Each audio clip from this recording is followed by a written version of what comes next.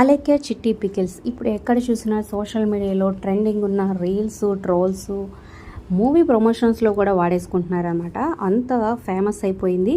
So అలెక్కే చిట్టి pickles ముగ్గురు sisters అనమాట. సో పాజిటివ్ నెగిటివ్ ఏదైనా చిన్న అవకాశం దొరికితే ట్రెండింగ్లో పెట్టేయడానికి అందరు చూస్తూ ఉంటారు అనమాట. సో మరి ఆ ట్రెండింగ్లో టీఆర్పీ రేటింగ్స్ని ఇంక్రీజ్ చేసుకోవడానికి ప్రతిసారి ప్రయత్నిస్తుంది బిగ్ బాస్ షో. సో తెలుగులో త్వరలోనే బిగ్ బాస్ సీజన్ 9 రాబోతుందనమాట.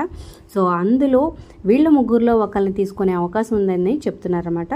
సో పాజిటివ్గా అయినా నెగిటివ్ అయినా ఎవరైతే ట్రెండింగ్లో ఉంటారో డిఫరెంట్ ఫీల్డ్స్లో ఎవరో ఒకరిని వాళ్ళని బిగ్ బాస్కి తీసుకురావడానికి అయితే ట్రై చేస్తారనమాట. సో ఇంకా 3 months పైన టైం ఉంది కాబట్టి సో వాళ్ళని అప్రోచ్ అయ్యే అవకాశం ఉంది.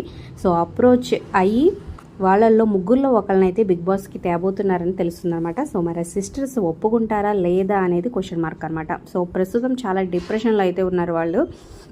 మరి వీళ్ళల్లో ఒకళ్ళు బిగ్ బాస్కి వస్తే మీకు ఎలా అనిపిస్తుంది? అందులో ముఖ్యంగా రమ్య ఎప్పుడు సోషల్ మీడియాలో యాక్టివ్గా ఉంటూ సో తన డాన్సులతో కవిస్తూ ఉంటుంది, యాక్టివ్గా ఉంటుంది కాబట్టి తను వచ్చే అవకాశం ఉందైతే చెప్తున్నారు.